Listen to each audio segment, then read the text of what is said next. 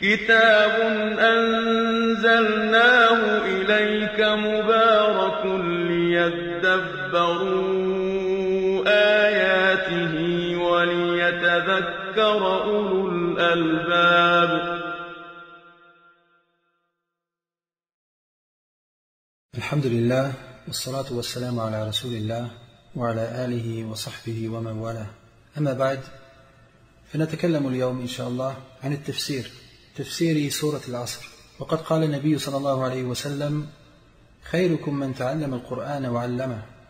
وقال الله عز وجل: قل هل يستوي الذين يعلمون والذين لا يعلمون.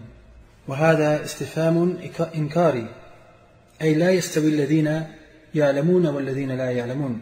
ولا شك أن من علم تفسير سورة ثم قرأها أو صلى بها فلا شك أنه يكون من التأثير ما لا يكون عند من لا يعرف تفسيرها. بل إن من أهم غايات القرآن تدبر القرآن، وإن من أجمل وأعظم السور التي علينا أن نتدبرها لكي نتذكر هي هذه السورة، سورة العصر. فإنها سورة وجيزة عظيمة ذات 3 آيات، لكنها كما قال الشافعي في رواية عنه: إن الناس في غفلة عن سورة العصر. وهي سورة عظيمة أقسم الله فيها وأكد أن كل إنسان في خسر إلا من اتصف بالصفات التي سنذكرها. ومن ما يذكره المفسرون وبالتحديد الشيخ محمد أمين الشنقيطي رحمه الله صاحب الأضواء من التناسب بين السور أنها ذكرت بين سورة الهمزة والتكاثر، فكأن الله عز وجل بين أسباب النجاة في هذه السورة، سورة العصر، وأن كل إنسان في خسارة إلا من اتصف بهذه الصفات. وبين في السورة التي قبلها والسورة التي بعدها أسباب الخسارة وأسباب عدم اتصاف الناس بما يجب عليهم من تلك الصفات من علم وطلب العلم والعمل والدعوة. ألهانا التكاثر في الأموال، ولم يذكر الله عز وجل هنا التكاثر يكون بماذا، وأبهم ذلك إذ يشمل كل ما يلهينا عن الواجب. وقال: ويل أي هلاك لكل همزة لمزة الذي جمع مالا وعدده يحسب أن ماله أخلده، أي يظن أن نجاته في المال والدنيا. فكثير منا ألهته الدنيا عن تحقيق مراتب النجاة وعن الاتصاف بالصفات المنجية التي ذكرها الله عز وجل في من استثناهم. ولقد قال الشافعي رحمه الله فيما تذكرونه في 3 الأصول الشيخ محمد بن عبد الوهاب أنه قال: لو ما أنزل الله حجة على خلقه إلا هذه سورة لكفتهم. وليس معنى قول الشافعي أنها تكفيهم أي أنها تغني عن السور الأخرى وعن سنة نبينا محمد صلى الله عليه وسلم في بيان أحكام الشريعة، لكن معناها أن مجمل أسباب السعادة والنجاة من الخسران في هذه السورة. ويا سبحان الله أن مجمل أسباب النجاة في 3 آيات، والناس في غفلة عنها وتدبرها وقياس أنفسهم على هذه السورة: هل أنا قمت بما وجب علي حتى لا أكون من الخاسرين؟ ألا يخيفنا أن الله أقسم وأكد ثم أكد ب4 توكيدات أن كل إنسان في خسارة؟ ألا تأملنا وقسنا أنفسنا هل نحن قمنا بما وجب علينا من طلب العلم والعمل والدعوة؟ ومما ورد في جمال هذه السورة أن عمرو بن العاص رضي الله عنه لقي مسيلمة الكذاب، وكان عمرو ذلك اليوم مشركا، فكان ذلك اللقاء قبل إسلامه. فسأله مسيلمة: ماذا أنزل على محمد صلى الله عليه وسلم؟ فقال: لقد أنزل عليه سورة وجيزة بليغة. فوصف عمرو رضي الله عنه السورة بأنها وجيزة بليغة مع أنه كان مشركا. ثم قال له مسيلمة الكذاب: لقد أنزل الله علي مثل ذلك. فقال: يا وبر يا وبر، إنما أنت أذنان وصدر، وسائلك حقر فقر. وحتى عمرو بن العاص في حال شركه أدرك أن هذا الكلام لا يشبه كلام الله عز وجل، لكن مسيلمة الكذاب أعجب بكلامه وكذبه، فقال: ماذا ترى يا عمرو؟ فكأنه فرحان بكلامه، فرد عليه عمرو رضي الله عنه برد مفحم، فأقسم وقال: والله إنك لتعلم أني لأعلم أنك تكذب، يعني أنت تعرف أني أعرف أنك كذاب، أي الأمر بين لي ولك أنك تكذب. فهذا عمرو رضي الله عنه لم يشتبه عليه حال محمد صلى الله عليه وسلم وصدقه وحال مسيلمة الكذاب وكذبه. ومما يذكر أيضا أن الصحابة رضي الله عنهم كانوا إذا تقابلوا لم يفترق أحدهم عن الآخر حتى يقرأ عليه سورة العصر. وسورة العصر سورة مكية، ومعنى مكية ليس أنها نزلت في مكة، لكن الأصل في ذلك أن كلما نزلت قبل الهجرة تسمى مكية، وكلما نزلت بعد الهجرة تسمى مدنية، أي لها علاقة بالزمان وليس بالمكان. قال الله عز وجل: والعصر إن الإنسان لفي خسر. فأقسم الله عز وجل أن كل إنسان في خسارة. والقسم عند العرب له 3 أركان: حرف القسم كالواو والتاء والباء، فتقول والله وبالله وتالله. والمقسم به والمقسم عليه، وهو الشيء الذي تريد أن تؤكده. فمتى نستخدم القسم؟ عندما يكون هناك منكر أو مكذب ثم تريد أن تؤكد عليه، أو يكون شخص في غفلة فتريد أن تؤكد له فتقسم مثلا. والمقسم به العصر، والمقسم عليه أن كل إنسان في خسر. وهنا استشكل بعض الجهال كيف أقسم الله بالعصر والعصر مخلوق، فأجاب من يظن أنه مصيب أن هنا محذوف وهو كلمة رب، فصار الكلام ورب العصر، أي أن الله أقسم بنفسه وقال ورب العصر، وهذا كلام غير صحيح. بل إن الله عز وجل يقسم بما يشاء، لا يسأل عما يفعل وهم يسألون. أما نحن فنحن مربوبون ومأمورون بالشرع، ولقد أمرنا نبينا أن لا نحلف إلا بالله، من كان حالفا فليحلف بالله، ومن حلف بغير الله فقد أشرك. وقيل في معنى العصر أقوال.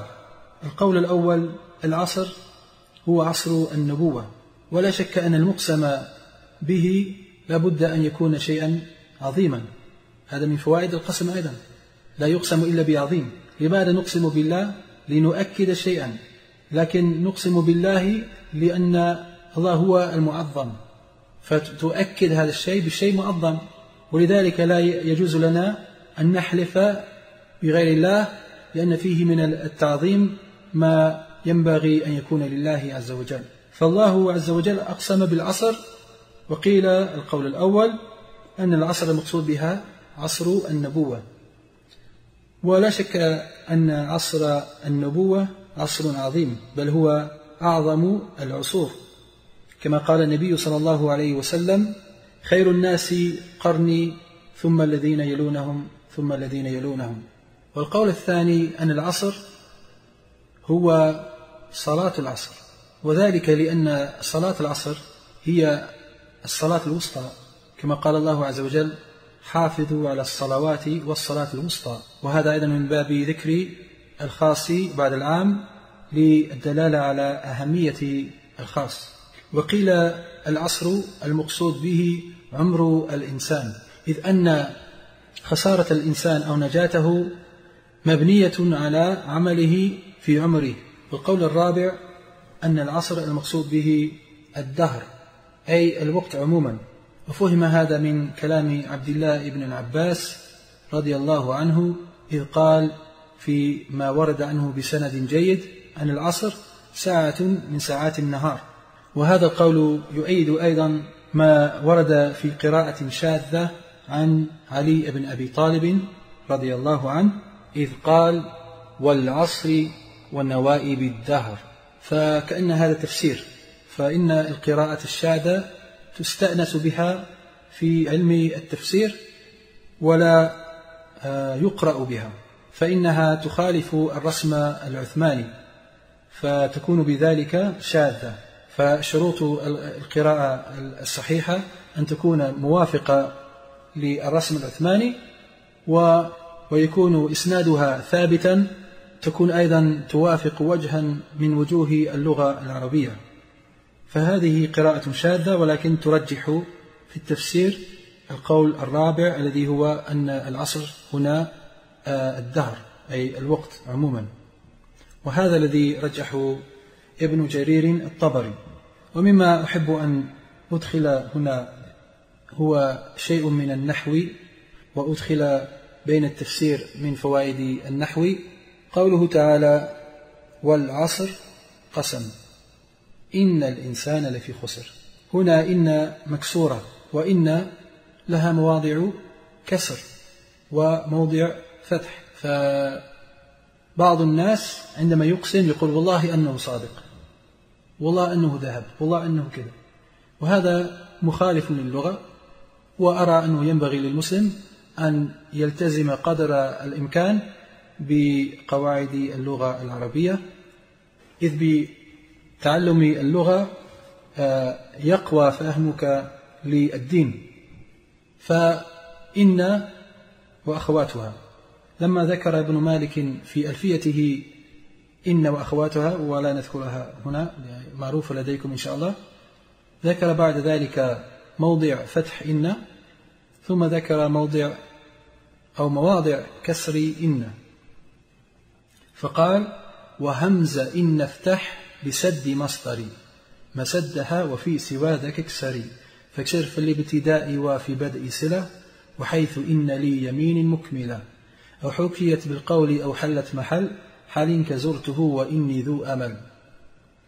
فمواضع كسر إن الابتداء، ففي ابتداء الجملة لا نقول أن محمدا صادق، نبتدي نقول إن محمدا صادق، قال فاكسر في الابتداء، ثم قال وبدء صلة مثل قوله تعالى وآتيناه من الكنوز ما إن مفاتحه لتنوء، وحيث إن، وهنا الشاهد وحيث إن ليمين مكملة، جواب القسم لا بد من كسر إن فيها.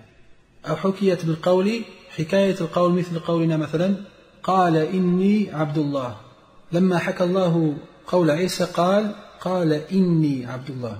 أو حلت محل حال كزرته وإني ذو أمل، مثلا أن تقول زرته وإني مريض، أي زرته حال كوني مريضا، فهذا أيضا من مواضع كسر إن. والمقصود هنا أن القسم أو جواب القسم ينبغي أن نكسر فيه همزة إن. ونستمر. المسألة الأخرى التي نذكرها، أقسم الله أن الإنسان في خسر، والإنسان ما المراد بالإنسان؟ فكثيرا ما في السور المكية خاصة عندما يذكر الإنسان يحمله أهل التفسير على الكافر، كما يفعل ذلك الطبري، إذ في قوله مثلا يا أيها الإنسان ما غرك بربك قال الكافر، وقوله أيحسب الإنسان أن يترك سدى أي أيحسب الكافر، إن الإنسان خلق هلوعا إن الإنسان خلق هلوعا أي الكافر، وهكذا قاله الطبري. وهنا أيضا إن الإنسان لفي خسر، هل المراد به الكافر في خسر؟ قال بعضهم أن المراد بالإنسان هنا الكافر، لأن الله استثنى المؤمنين، فعلى ذلك يكون استثناء منقطعا، أي الكافر في خسارة إلا الذين آمنوا. طيب الذين آمنوا ليسوا من الإنسان الكافر، صح ولا لا؟ هل المؤمن من الكفار؟ لا. فالاستثناء هنا استثناء شيء مما ليس منه، ويسمى هذا استثناء منقطعا، وهذا يجوز جائز، لكن الأولى والأصل أن الاستثناء ليس منقطعا بل متصلا، فنقول أن الإنسان هنا المراد به الجنس، أي كل إنسان. ودليل أنه للجنس أنك تستطيع أن تأتي بألف واللام أي التعريف وتضع مكانه كل، فتقول إن كل إنسان لفي خسر. هل يجوز هذا أو هل يستقيم الكلام هكذا؟ نعم، فيدل أن الإنسان هنا المعرف بأل المراد به الجنس، إذ نستطيع أن نقول إن كل إنسان، ويكون الاستثناء هنا استثناء متصلا. والله عز وجل أقسم أن كل إنسان في خسارة، والقسم من أنواع التأكيدات، فإنك لا تقسم إلا إذا تريد أن تؤكد شيئا، أو إلا إذا كنت مع منكر، بل إن الله لم يؤكد فقط بالقسم، بل أكد بالقسم أولا، ثم بإن حرف تأكيد ثانيا، ثم باللام قال لا في خسر، ولم يقل إن الإنسان في خسر، قال إن الإنسان لا في خسر، وهذه اللام تسمى لام إيش؟ المزحلقة، وهذه أيضا للتوكيد، إن الإنسان لا في خسر إلا الذين آمنوا، وهذا ذكره غالب العلماء هنا يذكرون 3 توكيدات، لكن الشيخ صالح آل الشيخ حفظه الله تعالى ذكر أن الاستثناء أو النفي والإثبات هنا أيضا من أسلوب التأكيد. أقسم الله عز وجل أن كل إنسان في خسر، ولقد فسره بعض السلف الخسر بالغبن، وقيل النقص، وقيل الهلكة.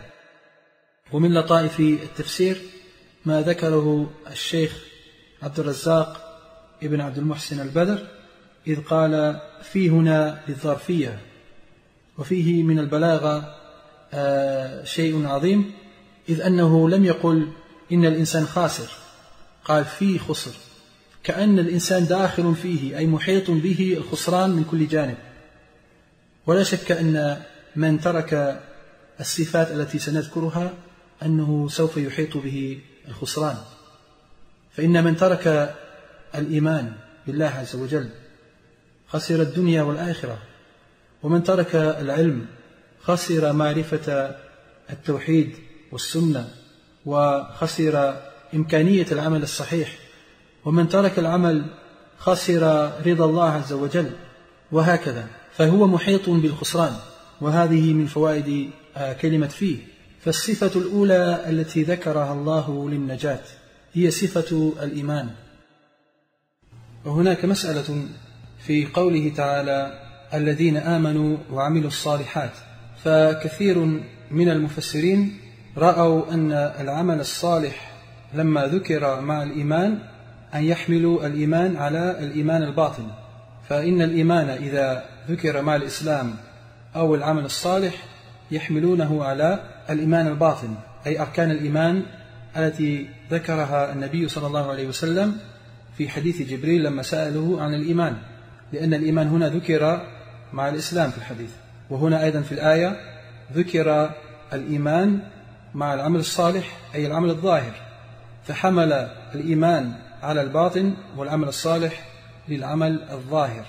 وهناك قول ثاني أن الإيمان هنا يمكن أن يحمل على الظاهر والباطن، أي الذين آمنوا المراد به كما يعرفه أهل السنة والجماعة أن الإيمان قول وعمل واعتقاد، وأن ذكر العمل الصالح بعد الإيمان إنما هو من باب ذكر الخاص بعد العام. والقولان صحيحان إذا أو مدام صاحب القول يقول بقول أهل السنة بأن الإيمان قول وعمل واعتقاد، لكن غالب المفسرين يحملون الإيمان هنا على الإيمان الباطن، أو بتعبير آخر على أركان الإيمان التي ذكرت في حديث جبريل. ومنهم الشيخ ابن عثيمين رحمه الله.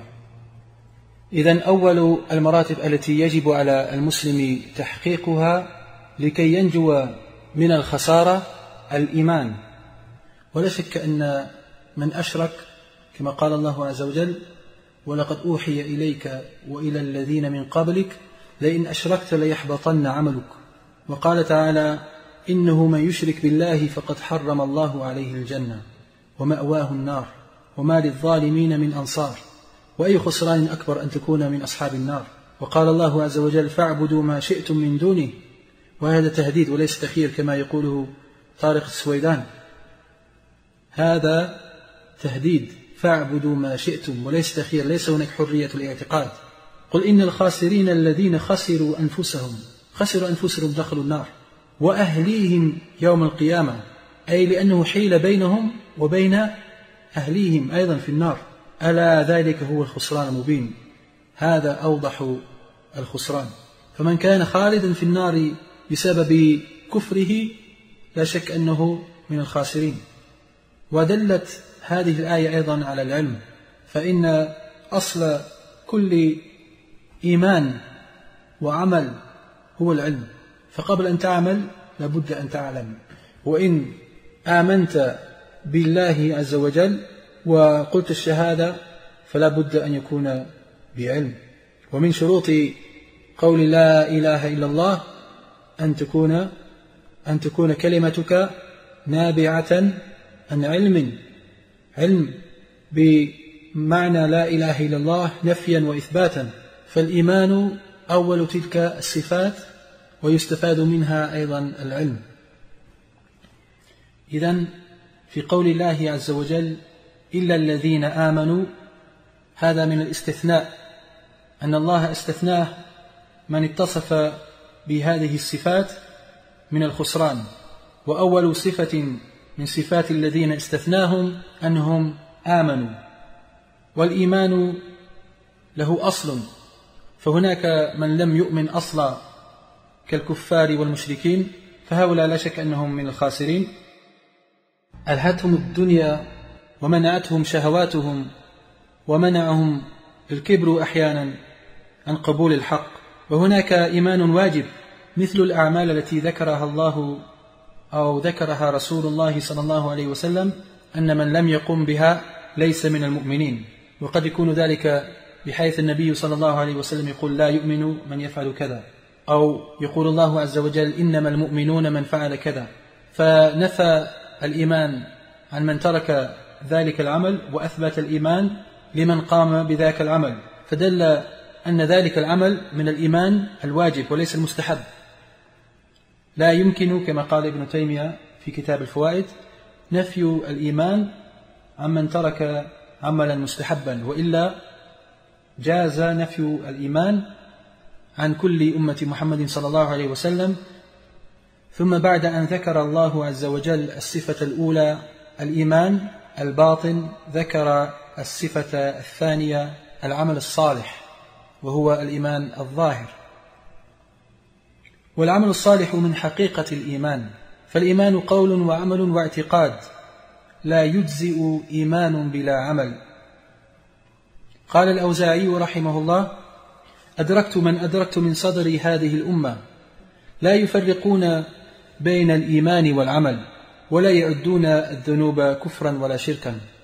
وهذه الجملة الأخيرة لا يعدون الذنوب كفرا ولا شركا هو الضابط الذي يفرق بيننا وبين الخوارج، فإن الخوارج يكفرون بترك بعض أفراد العمل وينفون أصل الإيمان عمن ترك بعض أفراد العمل.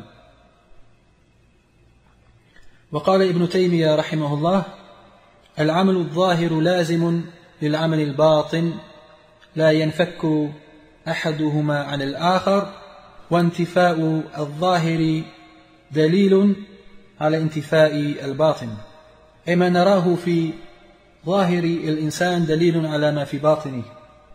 وهذا يدلنا أيضا أن الإيمان ليس ادعاء وليس تمني، ليس الإيمان بالتمني ولكن ما وقر في القلب وصدقه العمل.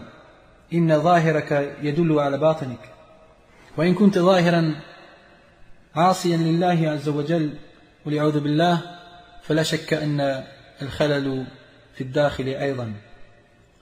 كما قيل: تعصي الإله وأنت تظهر حبه، هذا محال في القياس بديع، لو كان حبك صادقا لأطعته، إن المحب لمن يحب مطيع. ومن فوائد قوله تعالى: وعملوا الصالحات، أن زيادة الإيمان يكون بالعمل، وأن كلما زاد إيمان الشخص بعد بذلك عن الخسران. قال الله عز وجل: إنما المؤمنون الذين إذا ذكر الله وجلت قلوبهم، أي خافت قلوبهم. الوجل هو الخوف، ولذلك قيل: صفرة الوجل وحمرة الخجل. صفرة الوجه من الخوف، وحمرة الوجه من الخجل. الذين إذا ذكر الله وجلت قلوبهم، وإذا تليت عليهم آياته زادتهم إيمانا. فزيادة الإيمان يكون بذكر الله وتلاوة كتابه والعمل الصالح. وإن العلم والعمل، بل الجمع بين العلم والعمل، هو أول أسباب النجاة في الدنيا والآخرة. لا ينفع أن تتعلم ثم لا تعمل بما علمت، ولا ينفع أنك تعمل كثيرا لله عز وجل لكن على جهل. وفيه شبه بالنصارى. وإن من تعلم ولم يعمل بما تعلمه فقد جلب على نفسه من الخسران ومن غضب الله عز وجل. فإن ترك العمل من صفات اليهود، فإن اليهود أعلم من النصارى إجمالا، ولذلك كان اليهود هم المغضوب عليهم، وإن النصارى أجهل من اليهود إجمالا، ولذلك كانوا هم الضالين. ولذلك قال بعض العلماء: من فسد من علمائنا فيه شبه باليهود، ومن فسد من عبادنا فيه شبه بالنصارى. وهكذا أهل البدع فيهم شبه بالنصارى. وإن مما يمكن أن يذكر في وجوب الجمع بين العلم والعمل، وأن العلم يوجب عملا، قول الله عز وجل في أول أمر في القرآن، إذ قال تعالى: يا أيها الناس اعبدوا ربكم الذي خلقكم والذين من قبلكم لعلكم تتقون، الذي جعل لكم الأرض فراشا والسماء بناء، وأنزل من السماء ماء، فأخرج به من الثمرات رزقا لكم، فلا تجعلوا لله أندادا وأنتم تعلمون. فالعلم بأن الله عز وجل هو الذي خلقنا والذين من قبلنا، وأنه أنزل من السماء ماء فأخرج به من الثمرات وغير ذلك، هذا العلم بربوبية الله عز وجل يوجب العمل، يوجب أن نعبده وحده لا شريك له. فالعلم يوجب العمل. ومنه أيضا قول النبي صلى الله عليه وسلم: القرآن حجة لك أو عليك. فالقرآن إذا تعلمته وعملت به كان حجة لك ونجاة، والقرآن إذا تعلمته وتأملته وقرأته ثم لم تعمل به كان حجة عليك. وكما قال الشيخ ابن عثيمين رحمه الله: ليس هناك وسط، ليس هناك لا لك ولا عليك، هو إما لك وإما عليك. يقول ابن القيم رحمه الله في كتاب الفوائد: العلم لقاح العمل، فإذا اجتمع نتج عنهما السعادة والفلاح، وإذا افترقا لم ينفع أحدهما دون الآخر. أي لا ينفع علم دون عمل، ولا ينفع عمل دون علم. وكما قلنا أن النصارى يشبهون، أو بالأحرى أن أهل البدع يشبهون النصارى. ومن ذلك أيضا ليس فقط الجهل، بل من ذلك أنهم يجمعون بين الجهل والظلم. والظلم هو أنهم يتركون المحكم من كتاب الله عز وجل ويذهبون إلى المتشابه كما يفعله أهل البدع، فكذلك يفعل النصارى. فهذا أيضا من وجوه التشابه بين أهل البدع في جهلهم وظلمهم. لذلك لا بد للمسلم أن يجتهد في طلب العلم، فإنك إذا جهلت ثم عملت كثيرا على جهل خسرت لأنك لا يمكن أن تعمل بالسنة قبل أن تتعلم السنة، ولا يمكن أن تعمل بما أمرك الله به قبل أن تتعلم، فالعلم قبل القول والعمل. وإذا عملت بجهل أصبت من الخسارة ما أصبت. قال الله عز وجل: هل أنبئكم بالأخسرين أعمالا الذين ضل سعيهم في الحياة الدنيا وهم يحسبون أنهم يحسنون صنعا. وهذا يشمل كل عامل يعمل عملا يظن نفسه مصيبا للحق، لكن بسبب جهله لم يصبه، فتكون النية صالحة، فالنية لابد منها كما تعلمون، لكن لابد أيضا أن يكون العمل موافقا للسنة. فبعد أن ذكر الله عز وجل مرتبتين، قال الله بعد ذلك: وتواصوا بالحق. فالمرتبة الأولى قلنا الإيمان ويشمل العلم، والمرتبة الثانية العمل، فلا بد مع العلم من العمل. ثم المرتبة الثالثة الدعوة، وهي في قوله تعالى: وتواصوا بالحق، أي يوصي بعضهم بعضا بالحق. فلا ينبغي لك أن تكون في خير وتترك أخاك في شر، فإن خسران من ترك الدعوة قد بينه أبو بكر الصديق رضي الله عنه لما صعد المنبر فقال: يا أيها الناس إنكم تقرؤون هذه الآية: يا أيها الذين آمنوا عليكم أنفسكم لا يضركم من ضل إذا اهتديتم.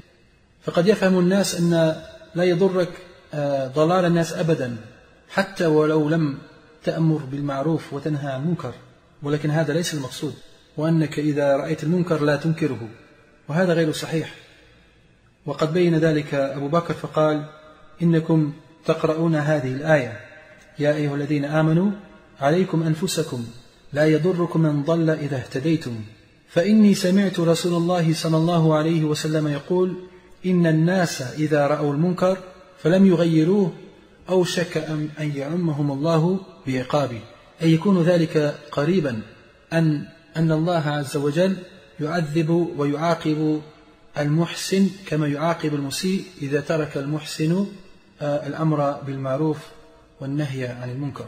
ولذلك أيضا أستغرب من الناس الذين يظنون أنك يمكنك أن تدعو إلى التوحيد من دون التحذير من الشرك، أو يمكنك أن تدعو إلى السنة من دون التحذير من البدع.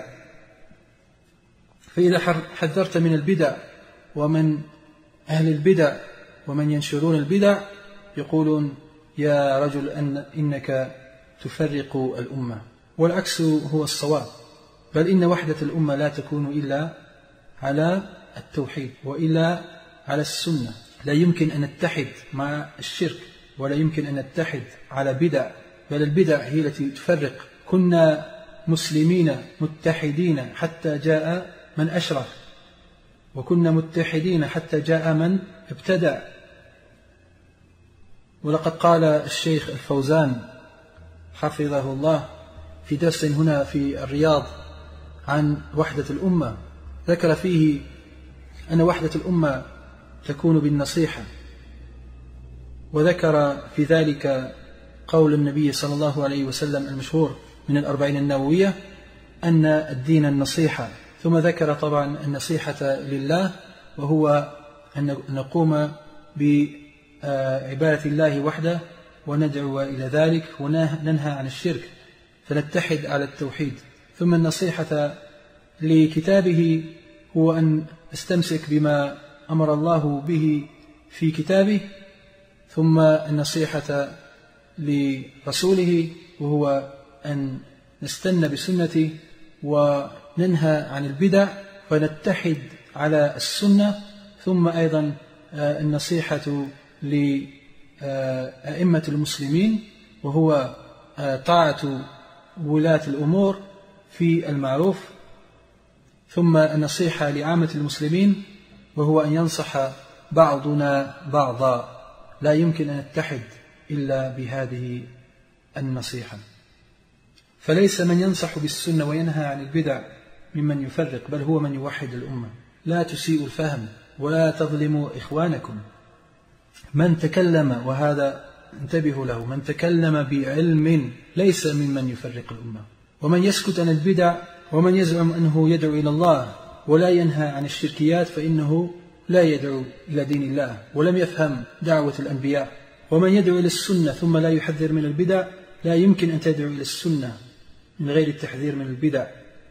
فنحن أهل السنة والجماعة نجمع بين الوصفين، جماعة وسنة، لا سنة بدون جماعة ولا جماعة بدون سنة كما يريده الإخوان المفلسون. يريدون الإكثار من الجماعة ولا يهمهم أنت على التوحيد أو على السنة أم عقائدك صحيحة أم باطلة، لا، هم يريدون جماعة. نحن لا نريد جماعة فقط، نريد جماعة على السنة. إذن ذكر الله الصفات التي تكون بها النجاة، فقال أولا الذين آمنوا ويشمل العلم، وذكر والصفة الثانية العمل الصالح، وقلنا أنه لا بد للإنسان أن يجمع بين العلم والعمل، ثم لا بد للإنسان أن لا يبخل على إخوانه وأن يسكت عن الباطل ويأمر بالمعروف وينهى عن المنكر. فقال الله عز وجل وتواصوا بالحق. وأعظم حق يمكن أن يأمر به الإنسان هو التوحيد. والتواصوا من التفاعل، أي يوصي بعضنا بعضا. ولقد ورد عن بعض السلف وأظنه قتادة أن الحق هنا في وتواصوا بالحق إنه قال كتاب الله، فهذا من باب التمثيل، فإن الحق كلمة عامة تشمل الإسلام والتوحيد والسنة وكل ما هو حق، فهذا من باب التمثيل. وإن من نظر إلى بلاد المسلمين من مشارقها إلى مغاربها يجد أن الخسارة بسبب خلل في إحدى هذه المراتب، إما جهل وإما علم بلا عمل وإما ترك الأمر بالمعروف والنهي عن المنكر. وهذا ينطبق على كل إنسان، فلينظر كل إنسان إلى نفسه أين أتاه الخلل وأين يخاف على نفسه. ثم قال الله بعد ذلك وتواصوا بالصبر، وهذا أيضا من التفاعل، أي يوصي بعضنا بعضا بالصبر. والصبر في اللغة هو الحبس، كما يقال قتل فلان صبرا، أي قتل فلان محبوسا، أي حال كونه محبوسا. وفي الشرع الصبر هو حبس النفس على طاعة الله وعن معصية الله وعند أقدار الله المؤلمة والمفرحة. ولا شك أن كلا منا له إخوان وأخوات وأمهات وأباء، فإذا أمرناهم، وكذلك الناس حولنا من الزملاء والجيران، إذا أمرناهم بالخير من التوحيد والسنة والعمل الصالح مثل إعفاء اللحية والحجاب والأخلاق الإسلامية وترك المنكرات والفواحش وترك الخبائث، لا شك أنه يصيبه من الأذى.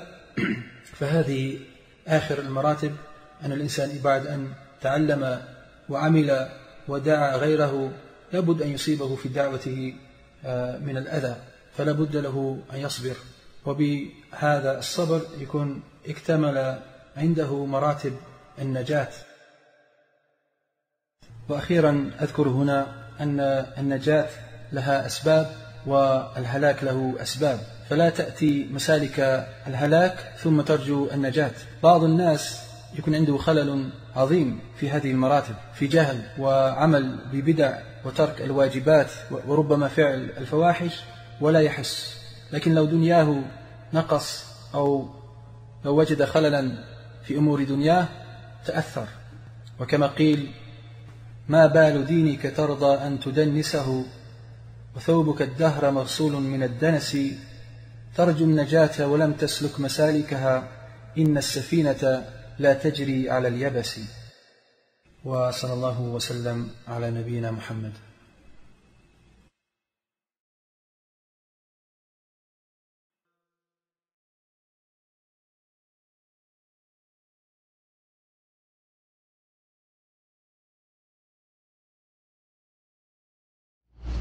السلام عليكم ورحمة الله وبركاته. سمعت هذا التفسير الجليل وهذا الدرس الجميل. وبارك الله فيكم، فعلا يعني مطعم بأمور العقيدة الصحيحة وبالقول الراجح وبفوائد نحوية ولغوية وإيمانية. جزاكم الله خير. وأنت تحريت التفسير، وبشر النبي صلى الله عليه وسلم: ومن يتحرى الخير يعطى. بارك الله فيك يا أخي عبد الله، وإن شاء الله نسمع المزيد من هذا التفسير الجليل. شكر الله لكم ونفع بكم العباد والبلاد، وهذا ليس خاصا بالهولنديين، وإنما يستفيد منه جميع المسلمين. بارك الله فيكم، وأنا أؤيد وأرحب بهذا التفسير، وما أقول فقط جيد وإنما ممتاز. بارك الله فيك، بمرتبة عالية، لأن الممتاز أيضا درجات، هذا بدرجة عالية. جزاك الله خير، وإن شاء الله نحن معك والجامعة الإسلامية معك. بارك الله فيكم ووفقكم الله في الدارين، وهذا توفيق من الله عز وجل أن تقوم بهذا الأمر. بارك الله فيكم، والسلام عليكم ورحمة الله وبركاته.